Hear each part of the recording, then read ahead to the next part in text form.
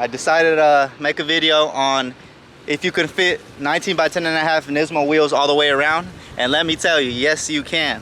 It took a little, you know, finessing, and it took a little time and money wasted, but they fit and it looks amazing. What's going on, guys? It's been a while since I did my last YouTube video. I figured I'd do it now, and I figured out I was gonna do this YouTube video kind of late, so I'm already into the install. I was like, oh wait, maybe I should record this, and as you can see, I have my fenders off, or I have an unwrapped fender, and on this side I have a fender off. So basically what happened, guys, if you guys follow me on Instagram, you guys seen that I had a carbon hood and carbon fenders, but the fenders always annoyed me, man. I could never get the fenders to fit right. I didn't want to take it to the body shop and pay like 800 bucks to fit them right, and I was kind of forced to get the fenders. I only wanted the hood, but the guy wanted to sell fenders and hood together, so I traded my fenders for his fenders, and I added cash on top. But I should have just kept my fenders, because now I'm going back to square one, because I had to buy new fenders and now I have to rewrap them. The reason for that is because I got 19 by 10.5 Nismo wheels all around now. So basically I traded my front 9.5 wheels for these silver 10.5s. So these are silver as well. Boom, so they're both 10.5s. So now I have to powder coat them black. So let me go show you the carbon fenders I had on, guys. So I had the Fly One Motorsports carbon fenders, bro. Don't get me wrong, they look clean. It's just I've always had an issue with the fitment, man. These carbon fenders look extremely clean, bro. If their fitment was A1, I'd be keeping them. But there's also another reason why I'm not keeping these fenders. It's not only because of fitment, but I'll show you guys why right now. And this is where I wish I would have picked up the camera a little earlier, because it's going to be a little hard for you guys to understand. So this is with the stock fender.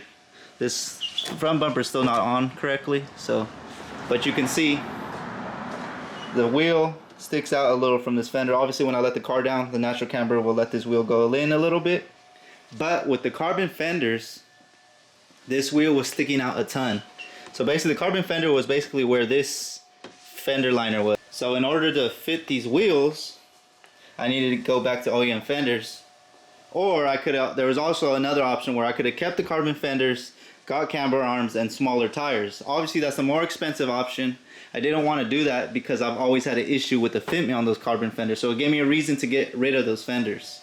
Alright guys, what's up? It's a whole nother day, and I just finished installing the fenders and then the fender brackets. So I don't know if I forgot where I left off, but I needed new brackets, and I was able to make my old brackets work for these fenders. If you look at it from the top, it's poking a good amount actually. So either way, I'm gonna go 275/35s just to get a smaller tire, make sure that fits, because I don't want no rubbing issues. Alright guys, we finally lowered the car down, and this fitment is looking spicy, bro. This fitment is looking A1, man. Once I take, I'm obviously gonna take this, I don't even know what you call it, wide body trim, I don't know. It's not a really wide body, but it's like some over fender trim thing. I'm gonna take it off once the wrap comes in. I just don't want to take it off right now because it has factory double-sided tape, and you know that factory double-sided tape, that'd be on there. But like I said, that fitment is A1. This is exactly what I've been going for. But like I said, I'm gonna have to get 275/35s because these are 285s, and it's sitting pretty close to the fender. So I'm gonna run 275s on the front tires and 285s on the rears. Alright, what up YouTube? It is the next day. It's early in the morning. I got an appointment to roll my fenders with DFR Stance. If you guys from the valley, you know who DFR Stance is. Alright guys, so we made it here at DFR's. So he already got the fender roller on it. He hasn't started though. Alright, go ahead. Explain it to him what you think you need to do to fit these 285s. On these 285s, first of all, you gotta watch for the tabs. One thing that a lot of people don't do, I'll show you guys some, is these tabs. You see how that one's already kind of bent and out of line compared to this one right here. That's showing though. So if you were to roll this section right here, it's already a weak spot right here. So this is the area that you're gonna have to watch out for. and how this tab is shaped. This is a wheel, so it's gonna wanna go the least path of resistance. So when it gets to something that's inconsistent like this, it's just gonna roll over it. It's a roller. So this is the area to watch out for right here. So straighten all your tabs out first. Make sure you get everything cleaned up behind on the inside, because if not, you're gonna leave little rock dimples, or even with the tabs too, you wanna take all the plastic pieces out, because if you don't take the plastic pieces out, trust me, bad business. From there, you're gonna, you don't wanna go too flat, bro. That's one other thing too. People go too flat on the fenders, and when it goes too flat, you can't really pull them. Nah, when you take a piece of paper, right? Yeah. If you take a piece of paper and you literally like score it, it becomes weak. Oh, that makes sense then. You know what I'm saying? Because the flatter you make it, the flatter you make it, if something hits it, then it snaps, and it creates. That's how people rip fenders. Yeah. You'll get some people, oh, can you make it flatter? And it's like, well, you shouldn't make it. You can, but it's gonna be weaker once you tap that fender. It's gone. Exactly. So I always try to leave like a little void, and then curl the top back. So after you roll it, curl the top back up like that. But other than that, this car is able to take these. How much do you think you have to pull it? Shit, probably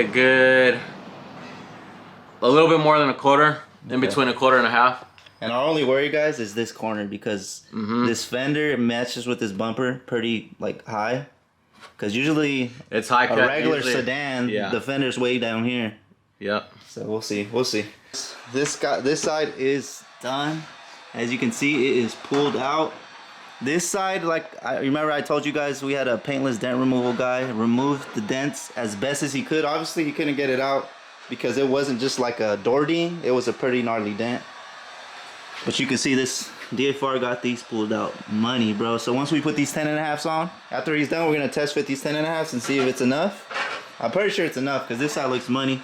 But wait till you see this other side. Look, I'll show you. I'm going in on this side right now, because if we replace the fender, I might as well get this shit already set up. Yeah. So I'm about to this side's gonna look different than the other side, only because I know we're gonna replace that fender. Yeah. So I'm gonna kind of just set this one already. You know what I'm saying?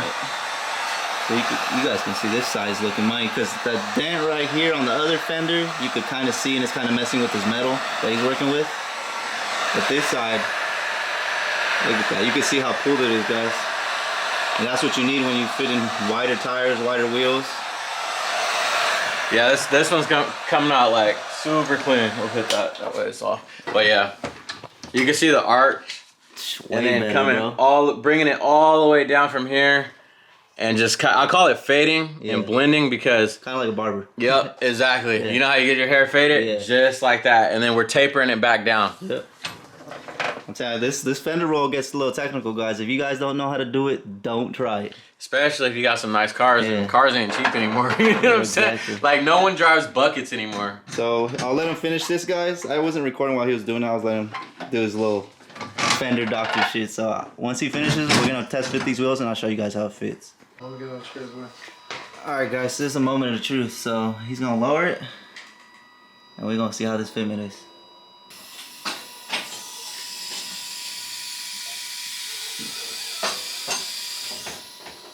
Damn. Wow, bro, that's money. Hey. And I could even go lower. Dragon status, bro. That's dragon. That's perfect, y'all. Don't mind this little paint chip. I'm gonna actually get a new fender, because this bothers me. I figured I'd try the paintless dent removal and see how it came out. Whatever. Waste money. Comes back. The only thing that'll scare me is this front bumper, but hopefully. I don't think it should be an issue. Tab relocation on it. Yeah, we're probably gonna have to do a tablet relocation, like bump this out so he's able to pull this part a little bit out too. Yeah. So this is, ew. Bruh. This is a stock fitment, guys. So you understand why I'm doing this. This is a perfect example right here. You see, this is the 9.5 with the 245 stock tire, and with it pulled. Look at how hideous that is, bro. Anemic. Oh my goodness.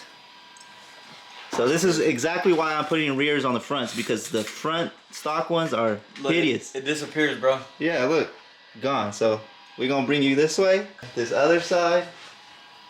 Perfect. Oh yes. I wish I could drive home like this, just to test it out. What is up, YouTube? I am finally back with another video. I know, guys, I know it's been a minute. I haven't uploaded in a while, but I decided to make a video on if you can fit 19 by 10.5 Nismo wheels all the way around. And let me tell you, yes, you can. It took a little, you know, finessing, and it took a little time and money wasted, but they fit and it looks amazing, guys. So let me show you what I did, what I needed to do so they didn't rub, and what tire size I went with, and what spacers I have in the rear.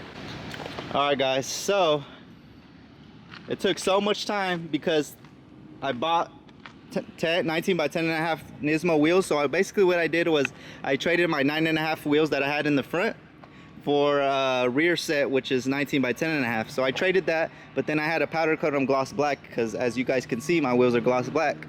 These are the freshly new powder coated wheels. The problem I had with these wheels is they had to get re-powder coated 5 times. 5 times, guys. Basically, it had to be powder coated 5 times. Trust me, I was irritated, I was frustrated, and I just wanted to drive the car, and it made the car down. The car was down for a whole month just because the wheels needed to be powder coated the right way. Every time he powder coated them, they were either, there was a chip, it missed powder coat. I don't know what the problem was, guys, but basically, long story short, I finally got the wheels a month later. They're finally good. I'm happy with them. There's nothing, they're perfect, man. I paid for it, so I better get perfect work. And as you guys can see, little things, I put the black valve stem finally, black lug nuts. But I got these wheels powder coated. Like I said, I'm running 19 by 10.5s all the way around. I had to get my fenders rolled. I heard other Nismo owners didn't have to roll their fenders, but I rolled my fenders because I did not. As you guys can see in the last clip, I decided to roll my fenders. I heard other 370z Nismo owners, they didn't have to roll their fenders, but I didn't want to take that risk, so I decided to roll them. And one thing I did run into, I don't know if you guys can see that on camera, but since I had to rewrap this fender, the color, now this fender is a fresh new wrap, and it is now mismatching because my old wrap was fading, of course, because of the sun. 3M does tell you the sun does fade the color a lot faster than your regular colors because this has some type of fluorescent in it. But that's besides the fact, guys. You know, I love this look, guys. I love that I have just the carbon fiber hood now. I didn't like the carbon fiber fenders and hood. I don't know what it was, but I've never been a fan of carbon fiber fenders. One, the biggest thing is fitment, but hey, I guess that depends on the company. But as you guys can see, this looks amazing. I went with the Cybon carbon fiber hood, and it looks amazing, guys. So as you guys can see, here's the current setup of the car. I am getting tired of this color, guys, so I think I'm going to rewrap it. And because the mismatch, it's bugging me, so I think that's the main reason why I want to rewrap it. The color is one of one. I love the color, you know, it catches eyes, turns heads, you know, all that. But hey, I'm doing it for me, not for other people. So like I said, I'm gonna rewrap, so stay tuned on what color I'm gonna go, guys. But the main point of this video was, yes, you can fit 19 by 10.5 Nismo wheels all the way around.